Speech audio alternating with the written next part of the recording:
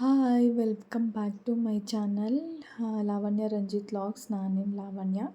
ಎಲ್ಲರೂ ಹೇಗಿದ್ದೀರಾ? ಎಲ್ಲರೂ ಚೆನ್ನಾಗಿದ್ದೀರಾ ಅಂತ ಅಂದ್ಕೊಂಡಿದ್ದೀನಿ. ನಾನು ಕೂಡ ಚೆನ್ನಾಗಿದ್ದೀನಿ. ನಾನಿದು ಸಂಜೆಯಿಂದ ಲಾಗ್ನ ಸ್ಟಾರ್ಟ್ ಮಾಡಿರೋದು. ಹೆಸರು ಕಾಳು ಮೊಳಕೆ ತರಿಸೋಣ ಅಂತ ಹೇಳಿ ನೀರಲ್ಲಿ ನೆನೆಸಿಟ್ಟೆ. ಇದು ಮಾರ್ನಿಂಗಿಂದ ಲಾಗ್ ಕಂಟಿನ್ಯೂ ಆಗುತ್ತೆ. ಈ ಹೂವು ಎಲ್ಲರಿಗೂ ಗೊತ್ತಿರುತ್ತೆ ಅಂತ ಅನ್ಕೋತೀನಿ. ಹಳ್ಳಿ ಕಡೆ ಇರೋರಿಗಂತೂ ಎಲ್ಲರಿಗೂ ಗೊತ್ತಿರುತ್ತೆ. ಇದನ್ನು ಆವಾಗ ಮದುವೆ ಚಪ್ಪರಗಳಿಗೆ ಅಲಂಕಾರ ಮಾಡೋರು. ತುಂಬಾ ಚೆನ್ನಾಗಿರೋದು ನೋಡೋಕ್ಕೆ.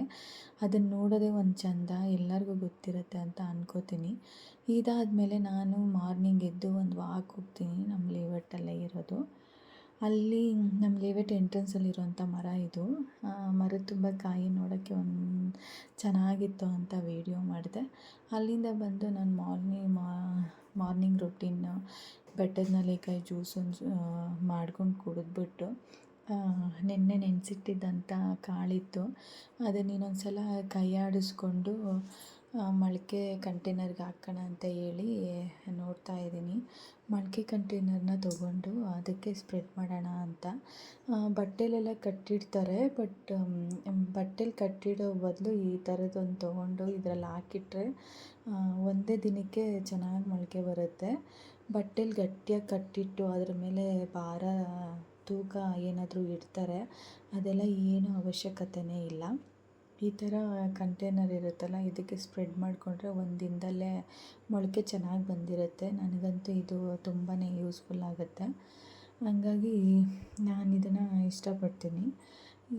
ಇದಾದಮೇಲೆ ಮೊಳಕೆ ಬರುತ್ತೆ, ನಾನು ತೋರಿಸ್ತೀನಿ ನಿಮಗೆ. ಇದಾದಮೇಲೆ ಸಿಂಪಲ್ಲಾಗಿ ನಾನು ಇದು ಟಿಫನ್ ಅನ್ನೋದಕ್ಕಿಂತ ಟಿಫನ್ ಐಟಮ್ ಏನು ರಂಜಿತ್ ತಿನ್ನಲ್ಲ. ಸೊ ನಾನು ತುಂಬ ಮುದ್ದೆನೇ ಮಾಡಿಕೊಡ್ತೀನಿ. ಹಂಗಾಗಿ ಇವಾಗಲೂ ಮುದ್ದೆ ಮಾಡ್ಕೊಳ್ಳೋಣ ಅಂತ ಹೇಳಿ ಸಿಂಪಲಾಗಿ ಬೇಳೆ ಸಾಂಬಾರು ಮಾಡ್ಕೊಳ್ಳೋಣ. ಆಲೂಗಡ್ಡೆ ಇತ್ತು, ಅದನ್ನು ತೊಗೊಂಡಿದ್ದೀನಿ. ಈರುಳ್ಳಿ ಮತ್ತು ಬೆಳ್ಳುಳ್ಳಿ, ಒಂದೆರಡು ಮೆಣಸಿನ್ಕಾಯಿ, ಟೊಮೊಟೊ, ಆಲೂಗಡ್ಡೆ ತೊಗೊಂಡಿದ್ದೀನಿ. ಟೊಮೊಟೊ ಬೇಳೆ ಸಾಂಬಾರಿಗೆ ಒಂದೆರಡು ಹಾಕಿದ್ರೆ ಚೆನ್ನಾಗಿರುತ್ತೆ, ಬಟ್ ನಾನಿಲ್ಲಿ ಒಂದೇ ತೊಗೊಂಡಿದ್ದೀನಿ, ಅದು ದೊಡ್ಡದಾಗಿತ್ತು ಅಂತ ಹೇಳಿ. ಯಾಕೆ ನಾನು ಜಾಸ್ತಿ ಮುದ್ದೆನೇ ಮಾಡ್ತೀನಿ ಅಂತಂದರೆ, ರಂಜಿತ್ ಟಿಫನ್ ಐಟಮ್ಗಳೆಲ್ಲ ಇಷ್ಟನೇ ಆಗೋಲ್ಲ. ಮಾಡಿದ್ರೆ ಅವ್ರಿಗೊಂದು, ನನಗೊಂದು, ನನ್ನ ಮಗಳಿಗೊಂದು ಮಾಡ್ಕೋಬೇಕು. ಹಂಗಾಗಿ ಅವ್ರಿಗೇನು ಇಷ್ಟ ಆಗುತ್ತೋ ಅದನ್ನೇ ಮಾಡಿಬಿಟ್ಟು ಅದನ್ನೇ ತಿಂತೀವಿ. ಹಾಗಾಗಿ ಸೊ ಅವಳು ಎದ್ದರೆ ಅಂತೂ ಏನು ಕೆಲಸ ಮಾಡೋಕ್ಕೆ ಬಿಡೋಲ್ಲ. ಅವಳು ಎದ್ದೇಳೋಷ್ಟೊತ್ತಿಗೆ ಎಲ್ಲನೂ ಮಾಡೋಕ್ಕಾಗಲ್ಲ, ಬಟ್ ಅಡುಗೆನಾದರೂ ಮುಗಿಸ್ಕೊತೀನಿ. ರಂಜಿತ್ 7:30, 7:40ಗೆಲ್ಲ ಮನೆ ಬಿಡ್ತಾರೆ. ಹಂಗಾಗಿ ಅವ್ರಿಗೇನಾದರೂ ಮಾಡಿಕೊಡ್ಬೇಕಲ್ವ, ಅದಕ್ಕೆ ಬೆಳಗ್ಗೆ ಬೇಗ ಎದ್ದು ಟಿಫನ್ ಆದರೂ ರೆಡಿ ಮಾಡ್ತೀನಿ. ನಾನಿಲ್ಲಿ ಮಿಕ್ಸ್ ಬೇಳೆ ಗೊತ್ತಲ್ಲ, ಒಂದು 2-3 ಬೇಳೆನ ಮಿಕ್ಸ್ ಮಾಡಿ ಇಟ್ಕೊಂಡಿರ್ತೀನಿ. ಅದನ್ನು ತೊಗೋತಾ ಇದ್ದೀನಿ ಇವತ್ತು ಬೇಳೆ ಸಾಂಬಾರಿಗೆ.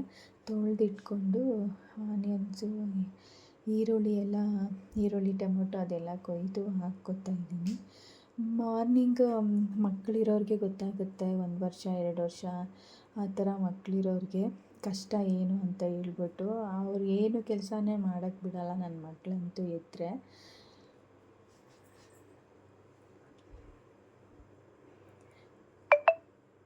ಒಂದು ಕಡೆ ಮುದ್ದೆಗೆ ಇಟ್ಟಿದ್ದೆ, ಮುದ್ದೆ ರೆಡಿ ಆಗ್ತಾಯಿತ್ತು.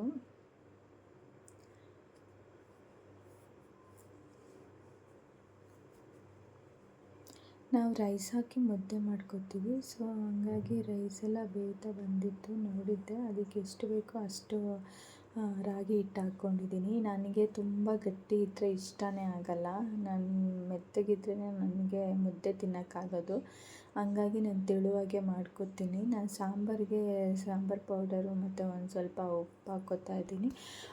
ಚಿಲ್ಲಿ ಪೌಡರ್ ಯಾಕೆ ಹಾಕಲ್ಲ ಅಂತಂದರೆ, ನಾನು ಸಾಂಬಾರಿಗೆ ಎಲ್ಲ ಆಗಿ ಒಗ್ಗರಣೆ ಕಟ್ಟೋವಾಗ ಹಾಕ್ತೀನಿ. ಇದ್ರಲ್ಲಿ ಸ್ವಲ್ಪ ಸಪ್ರೇಟಾಗಿ ಎತ್ಕೊತೀನಿ. ಚಿಟ್ಟು ತಿನ್ನಲ್ಲ, ಸ್ವಲ್ಪನೂ ಖಾರ ತಿನ್ನಲ್ಲ ಅವಳು. ಹಂಗಾಗಿ ಬರೀ ಸಾಂಬಾರು ಪೌಡರ್ ಮಾತ್ರ ಹಾಕಿ ಬೇಯಿಸ್ಕೊಂಡು ಕುದಿಸ್ಕೊಂಡು ಅವಳಿಗೆ ಎಷ್ಟು ಬೇಕೋ ಅಷ್ಟು ಸಪ್ರೇಟಾಗಿ ತೊಗೊಂಡು, ಆಮೇಲೆ ಇನ್ನೊಂದು ಸಲ ಚಿಲ್ಲಿ ಪೌಡರ್ ಹಾಕಿ ಒಗ್ಗರಣೆ ಕಟ್ಬಿಟ್ಟು ಸಾಂಬಾರು ರೆಡಿ ಆಗುತ್ತೆ.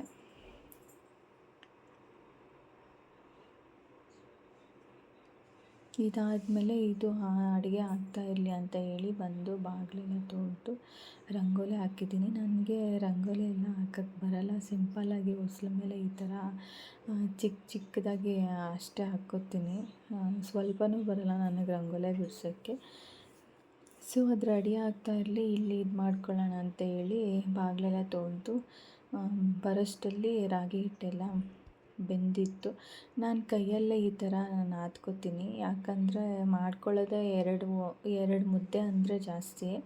ಹಾಗಾಗಿ ಸ್ವಲ್ಪ ಮಾಡ್ಕೊಳ್ಳೋದ್ರಿಂದ ಈ ಥರ ಕೈಯಲ್ಲೇ ನಾದ್ಕೋತೀನಿ. ಜಾಸ್ತಿ ಏನಾದರೂ ಮಾಡೋಂಗಿದ್ರೆ ಮಾತ್ರ ಕೆಳಗಡೆ ಕೂತ್ಕೊಂಡು ನಾದ್ಕೊಳ್ಳೋದು.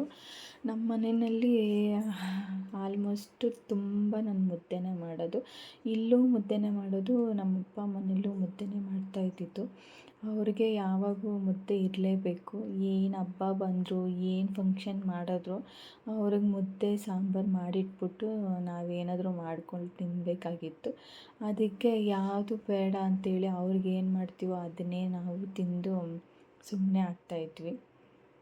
ಸೊ ಆವಾಗಿಂದ ನಮಗೆ ಮುದ್ದೆ ಅಲ್ಲಿ ಅಮ್ಮನ ಮನೆಯಲ್ಲೂ ಮುದ್ದೆ ಮಾಡಬೇಕು, ಇಲ್ಲೂ ಮುದ್ದೆ ಮಾಡಿ ಚೆನ್ನಾಗಿ ಅಭ್ಯಾಸನೇ ಆಗೋಗ್ಬಿಟ್ಟಿದೆ.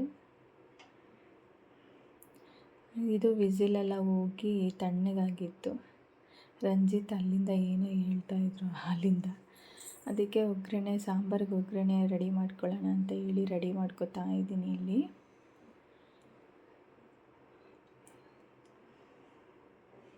ಆಯಿತು, ಸಾಂಬಾರು ರೆಡಿ ಆಯಿತು. ಈಗ ಅನ್ನಕ್ಕಿಡೋಣ ಅಂತ ಹೇಳಿ ಇಡ್ತಾ ಇದ್ದೀನಿ. ಮುದ್ದೆ ಆಯಿತು. ಮುದ್ದೆ ರಂಜಿತ್ ತಿಂದ್ಬಿಟ್ಟು ಹೋಗ್ತಾರಲ್ವ. ಸೊ ಚಿಟ್ಟು ಒಂದು ಸಲ ಮುದ್ದೆ ತಿಂತಾಳೆ, ಒಂದು ಸಲ ತಿನ್ನಲ್ಲ. ಹಂಗಾಗಿ ಅನ್ನನೂ ಮಾಡ್ಕೊಳ್ಳೋಣ ಅಂತ ಹೇಳಿ ಮಾಡ್ಕೊತಾ ಇದ್ದೀನಿ. ರಂಜಿತ್ ರೆಡಿಯಾಗಿ ಬಂದರು. ಆಯಿತಾ ಟಿಫನ್ ಅಂತ ಕೇಳ್ತಾ ಇದ್ದಾರೆ. ನಾನು ಅಡುಗೆ ಮಾಡ್ತಾ ಅಡುಗೆ ಮನೆಯೆಲ್ಲ ಕ್ಲೀನ್ ಮಾಡ್ಕೊತೀನಿ. ಮತ್ತು ಅಡುಗೆ ಒಂದು ಸಲ ಕ್ಲೀನಿಂಗ್ ಒಂದು ಸಲ ಅಂದರೆ ಸ್ವಲ್ಪ ಕಷ್ಟ ಆಗುತ್ತೆ. ಹಂಗಾಗಿ ಅಡುಗೆ ಮಾಡ್ತಾನೆ ಅಡುಗೆ ಮನೆ ಕ್ಲೀನ್ ಮಾಡ್ಕೊತೀನಿ. ರಂಜಿತ್ ರೆಡಿಯಾಗಿ ಬಂದರು. ನಾನು ತಟ್ಟೆಗೆ ಮುದ್ದೆ ಇಡ್ತಾಯಿದ್ದೀನಿ. ಮುದ್ದೆ ಇಟ್ಟು ಸಾಂಬಾರು ಹಾಕಿ ತೊಗೊಂಡೋಗಿ ಕೊಡ್ತಾಯಿದ್ದೀನಿ. ಚಿಟ್ಟು ಇನ್ನೂ ಎದ್ದಿರಲಿಲ್ಲ. ಎದ್ದರೆ ಅವರಪ್ಪ ಹೋಗೋಷ್ಟೊತ್ತಿಗೆ ಎದ್ದರೆ ಪರವಾಗಿಲ್ಲ, ಇಲ್ಲ ಅಂತಂದರೆ ಪಪ್ಪ ಇಲ್ಲಿ ಅಂತ ಕೇಳ್ತಾ ಇರ್ತಾಳೆ. ಸೊ ಅವ್ರು ತಿಂದು ಹೋದರು. ಅದಾದಮೇಲೆ ಮೇಡಮ್ ಎದ್ದಿದ್ರು. ಇವಳನ್ನ ಕರ್ಕೊಂಡು ಸ್ವಲ್ಪ ಹೊರಗಡೆ ಬಂದೆ. ಹೊರಗಡೆ ಬಂದರೆ ಅಲ್ಲಿ ಮನೆ ಕಟ್ತಿದ್ರಲ್ಲ, ಓಡೋದ್ಲು ಅಲ್ಲಿ ಮಣ್ಣಲ್ಲಿ ಆಡ್ತಿದ್ಲು ಪಾಪ. ಅಲ್ಲಿ ಕೆಲಸ ಮಾಡೋರು ಕೂಡ ಆಡಿಸ್ಕೊಂಡಿದ್ರು ಅವಳನ್ನ. ಹೊರಗಡೆ ಚೆನ್ನಾಗಿ ಆಟಾಡೋಕ್ಕೆ ಬಿಡ್ತೀನಿ ಮಣ್ಣಲ್ಲೆಲ್ಲ. ನಾನು ಆಟಾಡಿಬಿಟ್ಟು ಕೈಕಾಲು ತೊಳ್ಕೊಂಡು ಒಳಗಡೆ ಕರ್ಕೋತೀನಿ. ಸೊ ಈ ಥರ ಮನೆ ಕೆಲಸ ಎಲ್ಲ ಮಾಡಿಕೊಂಡು ಇವತ್ತಿನ ದಿನ ಕಳೀತು ನನಗೆ. ಈ ಥರ ಇರುತ್ತೆ ನನ್ನ ದಿನ. ನನ್ನ ವೀಡಿಯೋ ನೋಡಿದ್ದಕ್ಕೆ ತುಂಬ ಥ್ಯಾಂಕ್ ಯು. ಸಿಗ್ತೀನಿ ನೆಕ್ಸ್ಟ್ ವೀಡಿಯೋನಲ್ಲಿ. ಓಕೆ.